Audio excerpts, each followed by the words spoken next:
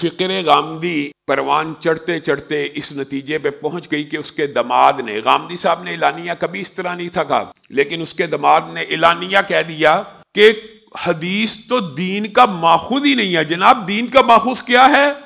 اللہ کی قسم وہ ثابت نہیں کر سکتا حدیث کے بغیر کہ یہ اللہ کی کتاب ہے۔ جائیے، غامدی صاحب کو بھی چیلنج ہے اور انکار حدیث کرنے والوں کو بھی چیلنج ہے، یہ ثابت کر کے دکھائیں یہ اللہ کی کتاب ہے۔ ٹی وی کے اوپر یہاں پہ بھی میرے جو ساتھی ہیں اول یہ کہا کرتے تھے کہ غامدی صاحب کوئی نہیں انکار حدیث کرتے، اور انکار حدیث وہ بس کئی اپنی مرضی کی کوئی حدیث کا انکار کرتے ہیں۔ ان کا دماد حسن الیاس، اس نے گزشتہ خطبے کے بعد ٹی وی پہ ایک بیان دیا انٹرویو کے اندر کہ حدیث جو ہے وہ دین کا ماخوذ ہی نہیں ہے، حدیث رسول جو ہے وہ دین کا سرے سے ماخوذ ہی نہیں ہے۔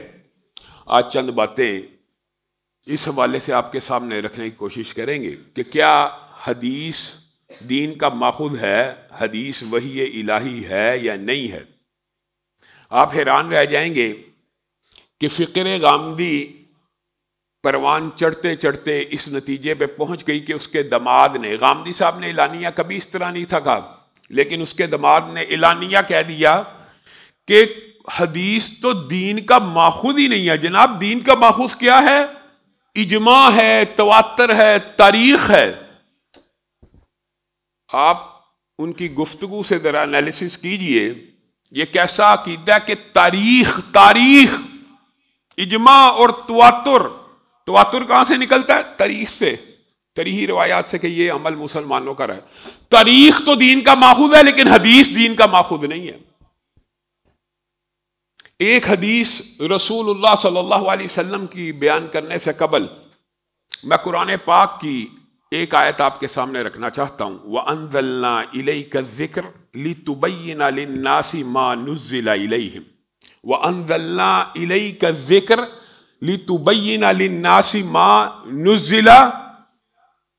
اللہ رب العزت رسول اللہ صلی اللہ علیہ وسلم کو کہتے ہیں ہم نے آپ کے اوپر اس ذکر کو نازل فرمایا، اس قرآن کو نازل فرمایا، اس دین اور شریعت کو نازل فرمایا لِتُبَيِّنَ لِلنَّاسِ مَا نُزِّلَ إِلَيْهِمْ، تاکہ آپ بیان کریں لوگوں کو کھول کر کے اللہ نے کیا چیز نازل فرمائی ہے۔ اِنَّا نَحْنُ نَزَّلْنَا الذِّكْرَ وَإِنَّا لَهُ لَحَافِظُونَ، ہم نے اس کو نازل فرمایا اور ہم اس کی حفاظت کریں گے، اور اس کی حفاظت صرف قرآن پاک کی حفاظت قرآن پاک میں اللہ کے ذمے نہیں ہے، بلکہ حدیث کی حفاظت بھی اللہ رب العزت نے اسی کلام حمید میں ان آیات میں بیان کر دیا۔ عقل والوں کے لیے نشانی ہے إِنَّ عَلَيْنَا جَمْعَهُ وَقُرْآنًا فَإِذَا قَرَأْنَاهُ فَاتَّبِعْ قُرْآنًا۔ اللہ تعالیٰ نے یہ رسول اللہ صلی اللہ علیہ وسلم کو کب کہا تھا؟ لا تحرک بہ لسانک لتعجل بہ، اپنی زبان کو تیز نہ دہرایا کیجئے۔ جبریل آتے تھے قرآن کی آیت لے کر، تو جیسے ہی وہ آیت پڑھتے تھے رسول اللہ تیزی سے اس کو دہراتے تھے، تیزی سے، تاکہ یاد ہو جائے۔ لا تحرک بہ لسانک لتعجل بہ ان علینا جمعہ وقرآنہ، ہمارے اوپر ہے اس کا جمع کرنا اور ہمارے اوپر ہے اس کی تلاوت کرنا۔ فَإِذَا قَرَأْنَاهُ فَاتَّبِعْ قُرْآنًا، جب آپ کے اوپر اس کو پڑھا جا رہا ہو، یعنی جبریل امین جب اس کی تلاوت آپ کے اوپر کریں، یعنی اللہ کے کلام کی جب آپ کے اوپر تلاوت ہو رہی ہو، تو لا تحرک بہ لسانک لتعجل بہ، تو آپ نے اس کو تیزی سے نہیں پڑھنا۔ ان علینا جمعہ وقرآنہ، ہمارے اوپر ہے اس کو جمع کرنا، ہمارے اوپر ہے اس کی تلاوت کرنا۔ ثم ان علینا بیانہ، پھر اس کے بیان کو کرنا بھی اصل میں اے حبیب ہماری ہی ڈیوٹی ہے۔ لِتُبَيِّنَ لِلنَّاسِ، آپ کے ذریعے ہوگا، لیکن وہ جو بیان ہوگا اس قرآن کا، کوئی کم عقل، کم فہم، کج فہم یہ نہ سوچے کہ وہ بیان وحی الہی نہیں ہے۔ ثم ان علینا بیانہ، ہمارے اوپر ہے اس کا بیان، اس کو بیان کرنا بھی ذمہ داری اللہ کی ہے، لیکن لِتُبَيِّنَ لِلنَّاسِ، آپ کے ذریعے ہی بیان ہوگا، بیان آپ کریں گے، لیکن کیا آپ بیان اپنی مرضی سے کریں گے؟ وَمَا يَنْتِقُ عَنِ الْهَوَىٰ إِنْ هُوَ إِلَّا وَحْيٌ يُوحَىٰ، جو بھی آپ بیان کریں گے وہ اللہ کی طرف سے نازل کردہ وحی ہوگی، وحی۔ اب غامدی، فکر غامدی اور انکار حدیث کے جتنے ماننے والے ہیں ان کا عقیدہ یہ ہے عجیب کہ اس کو تو ہم مانیں گے لیکن رسول اللہ کی حدیث کو دین کا ماخوذ نہیں مانیں گے۔ عقل کے اوپر کیسا پردہ ہے کہ رسول اللہ کی حدیث کی وجہ سے آپ کو یہ پتا چلا یہ قرآن پاک ہے۔ رسول اللہ صلی اللہ، عجیب بات ہے کہ رسول اللہ کی یہ حدیث دین کا ماخوذ ہے کہ یہ قرآن ہے۔ عقل کے اوپر ذرا پردہ نوٹ فرمائیے۔ رسول اللہ نے کہا یہ قرآن پاک ہے۔ یہ کس نے کہا ہے؟ رسول اللہ نے۔ یہ قرآن میرے اور آپ کے اوپر نازل ہوا کہ رسول اللہ صلی اللہ علیہ وسلم کے اوپر نازل ہوا؟ کیا اللہ نے مجھے اور آپ کو کہا یہ وحی ہے؟ رسول اللہ نے کہا یہ قرآن پاک ہے۔ حدیث کا یہ بیان تو غامدی اور انکار حدیث کرنے والے مانیں گے، لیکن حدیث کی دوسری قسم جس میں اس قرآن پاک کا بیان ہوگا، اس کی تشریح ہوگی، وہ نہیں مانیں گے۔ یہ قرآن ہے، یہ حدیث ہم مانتے ہیں، لیکن جو اس کی تشریح ہوگی وہ ہم دین کا ماخوذ ہی نہیں سمجھتے۔ انا للہ و انا الیہ راجعون کہ رسول اللہ صلی اللہ علیہ وسلم اللہ کے اوپر، اگر آپ کا یہ عقیدہ یہ ٹھیک ہے، یہ احادیث تو ماننی پڑیں گی، آپ کی اپنی پک اینڈ چوائس ہے کہ کوئی مان لی جائے جو صحیح سند سے ہے، بتائیے۔ غامدی صاحب تو یہاں تک کہہ اٹھے دلائل سن کے نا علماء کے، ان کے سامنے ہم جب یہ دلیل رکھتے ہیں کہ قرآن پاک کے اندر پہلی جو آیت نازل ہوئی غار حرا میں کون سی نازل ہوئی تھی؟ اقرا۔ کہاں پہ ہے؟ 30ویں۔ پہلی آیت کیوں نہیں قرآن پاک کی؟ قرآن پاک کی پہلی آیت اقرا کیوں نہیں؟ 30ویں پارے میں کیسے گئی ہے؟ اول تو وہ جواب دیا کرتے تھے کہ ہاں یہ احادیث جو ترکیب توقیفی کے حوالے سے یہ تواتر کے اوپر مبنی ہے کہ رسول اللہ نے کہا سورۃ فاتحہ کو پہلے رکھ دو، بقرہ کو بعد میں رکھو، آل عمران یہاں ہونی چاہیے، نساء، مائدہ، نحل وغیرہ یہاں ہونی چاہیے، یہ باتیں تو درست ہیں۔ پھر جب ان کو سمجھ آئی کہ اس طرح بات نہیں بننی تو کہنے لگے غار حرا کا سارا قصہ ہی ایک فسانہ ہے۔ غار حرا کا سارا قصہ ہی ایک، یہ بھی غامدی صاحب کہہ چکے، اور ان کے دماغ نے جسارت کرتے ہوئے آگے بڑھتے ہوئے یہ کہہ دیا کہ حدیث دین کا ماخوذ ہی نہیں ہے۔ اگر حدیث ہی دین کا ماخوذ نہیں ہے تو دین ہے کس چیز کا نام؟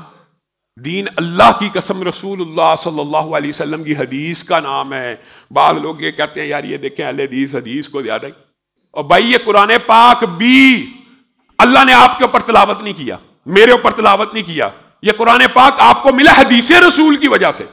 حدیث کے بغیر یہ قرآن مل ہی نہیں سکتا۔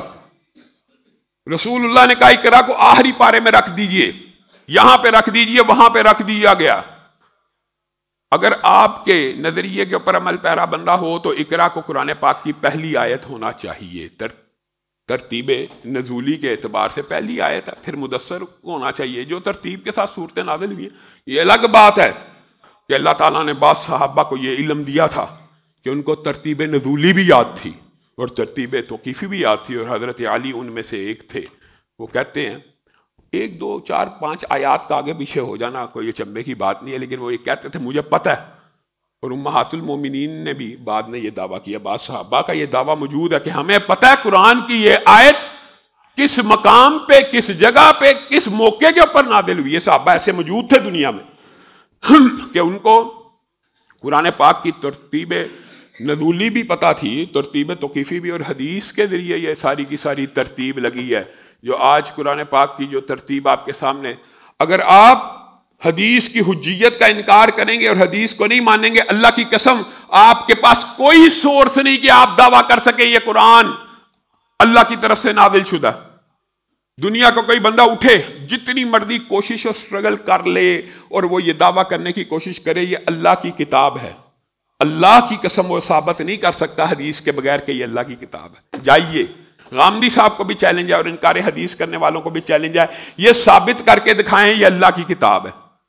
اس کو اللہ کی کتاب اور اس کو کلام اللہ ثابت کرنے کے لیے بھی حدیث رسول کا سہارا لیا جائے گا۔ اور اگر آپ حدیث کا انکار کرتے ہیں اس بنیاد کے اوپر کہ راوی جی مخلوق ہیں، حسن صاحب نے غامدی کے دماغ نے انکار حدیث کی جو نئی قسم نکالی ہے بنیاد، اور یہ رکھی کہ یہ جی راوی جو ہوتے ہیں یہ بھی تو انسان ہے، یہ بھی تو مخلوق ہے، عقل کے اوپر پردہ ہے۔ اللہ کا کلام جس روایت کے ذریعے، جس سلسلے کے ذریعے آیا وہ بھی مخلوق ہی ہے، جبریل امین بھی مخلوق ہیں، رسول اللہ صلی اللہ علیہ وسلم بھی مخلوق ہیں۔ تو یہ دعویٰ پیش کرنا کہ اگر مخلوق کے ذریعے آئے گا تو اس کے اندر اشکالات ہو سکتے ہیں اور وہ دین کا ماخوذ ہی نہیں ہے۔ آپ ایک جھٹکی سی مثال دے کے، یہ باب اصل میں بڑا طویل ہے، تیزی سے بات کو آگے بڑھاؤں گا۔ اللہ رب العزت نے اس کلام حمید میں 700 مرتبہ بالواسطہ یا بلا واسطہ ایک چیز کی دعوت دی ہے، اور وہ چیز کیا ہے؟ رسول اللہ کی پیروی کیجئے۔ جو تمہیں رسول اللہ دیں اس کو پکڑ لو، جس سے روکیں رک جاؤ۔ جو رسول اللہ کی اطاعت کرتا ہے وہ اللہ کی اطاعت کرتا ہے۔ جو یہ کہتا ہے کہ مجھے اللہ سے محبت ہے، اس کو رسول اللہ صلی اللہ علیہ وسلم کی اطاعت کرنی پڑے گی۔ اور پھر ان ساری آیات کا نچوڑ کیا ہے جو آپ کے سامنے خطبے کے ابتدا میں سیرت کے ابواب میں آپ کے سامنے آیت رکھ رہا ہوں۔ لَقَدْ كَانَ لَكُمْ فِي رَسُولِ اللَّهِ أُسْوَةٌ، تمہارے لیے بہترین نمونہ کس کی زندگی ہے؟ رسول اللہ کی زندگی تمہارے لیے بہترین نمونہ ہے۔ رسول اللہ کی اطاعت ہی اللہ کی اطاعت ہے۔ اب اللہ مجھے اور آپ کو 700 مقامات پر بالواسطہ یا بلا واسطہ یہ حکم دے رہا ہے کہ رسول اللہ کی اطاعت کرو، رسول اللہ کی پیروی کرو، جس سے رسول اللہ روکے رک جاؤ، جو رسول اللہ دیں اس کو حاصل کر لو، اس کو پکڑ لو، اس کے اوپر جم جاؤ۔ فلا وربک لا یؤمنون، تم مومن ہی نہیں ہو سکتے جب تک تم رسول اللہ صلی اللہ علیہ وسلم کی بات کو قول فیصل نہ مان لو۔ یہ احکامات آگے، یہ انتہا ہے، یہ ابتدا تھی آیتیں اور انتہا ہے کہ لَقَدْ كَانَ لَكُمْ فِي رَسُولِ اللَّهِ أُسْوَةٌ، تمہارے لیے رسول اللہ کی صبح بھی نمونہ ہے، دوپہر بھی نمونہ ہے، شام بھی نمونہ، رات بھی نمونہ، نماز بھی نمونہ، روزہ بھی نمونہ، حج بھی نمونہ، عمرہ بھی نمونہ، اٹھنا بھی نمونہ، سونا بھی نمونہ، لیٹنا بھی نمونہ، لباس بھی نمونہ، حلیہ بھی نمونہ، کنگھی بھی نمونہ، جوتا پہننے کا طریقہ بھی نمونہ، وضو کرنے کا طریقہ بھی نمونہ۔ یہ ساری باتیں اس آیت سے ثابت ہیں۔ نمونہ کس کی زندگی ہے؟ رسول اللہ کی۔ اور غامدی اور انکار حدیث کرنے والوں کی عقل کے اوپر ایسا پردہ ہے، وہ کہتے ہیں یہ نمونہ ہی محفوظ نہیں ہے۔ بات سمجھنے کی ضرورت ہے کہ جس رسول کی زندگی کی پیروی تیرے اور میرے لیے نمونہ ہے، اس رسول اللہ کی زندگی کا نمونہ محفوظ نہیں۔ ایک جھٹکی مثال صرف سمجھانے کے لیے، اللہ کے ساتھ کوئی مثال نہیں ہے سمجھانے کے لیے۔ آپ کسی درزی کو ایک سوٹ دیں سینے کے لیے اور اس کو کہیں سیمپل کے مطابق سی دے، ایک دفعہ کہیں، 2 دفعہ کہیں، 3 دفعہ، 4 دفعہ، 10 دفعہ کہیں، اور 10ویں مرتبہ جب آپ اس کو کہیں سیمپل کے مطابق سی دے اور آپ نے اس کو سیمپل دیا ہی نہ ہو، یہ بات قابل غور ہے، سیمپل دیا نہیں ہے، اور 10ویں مرتبہ فون کر کے کہہ رہے ہیں سیمپل کے مطابق سی دے، وہ آپ کو کہے گا بد عقل انسان، سیمپل دے گا تو اس کے مطابق سیوں گا نا، سیمپل دیتا ہی نہیں اور بار بار کہتا ہے سیمپل کے مطابق سی دے۔ بات کو سمجھیے، اللہ رب العزت 700 مقامات پہ کہہ رہے ہیں یہ سیمپل ہے، یہ نمونہ ہے، اس کی پیروی کرنی ہے، اس کی اطاعت کرنی ہے۔ اے اللہ، سیمپل دیں گے تو پیروی کی جائے گی، تو کیا اللہ تعالیٰ نے سیمپل دیا ہی نہیں، نمونہ دیا ہی نہیں، اور میرے سے اور آپ سے مطالبہ کہ اس سیمپل کی پیروی کی جائے؟ کوئی عقل کی بات کرو، کوئی انکار حدیث کرنے والے سوچیں، غور و فکر کریں کہ اگر رسول اللہ صلی اللہ علیہ وسلم کی زندگی کا ہر گوشہ محفوظ نہیں ہے تو ہمیں کس کی پیروی کا اللہ حکم دے رہا ہے؟ پھر ہم سے یہ مطالبہ کیسے کیا جا سکتا ہے سیمپل کی پیروی کر؟ سیمپل تو محفوظ ہی نہیں۔ اے اللہ، رسول اللہ کی نماز محفوظ نہیں، کیسے پیروی ہو؟ روزہ محفوظ نہیں، حج محفوظ نہیں، عمرہ محفوظ نہیں، عبادات کا طریقہ محفوظ نہیں، اٹھنے بیٹھنے سونے شادی بیاہ جنازے کا طریقہ محفوظ نہیں، کیسے ہوگا؟ اللہ کی قسم، رسول اللہ کی اگر زندگی نمونہ ہے تو ساری کی ساری محفوظ ہے، اور وہ محفوظ کہاں ہے؟ احادیث رسول میں، اور دین کا ماخذ حدیث رسول پہلے ہے۔ ہاں، یہ بات ان کو بڑی چبھتی ہے کہ اب اہل حدیث جو ہیں قرآن سے بھی اوپر حدیث کو لے گئے ہیں، قرآن اور کلام اللہ سے اوپر نہیں لے کے گئے۔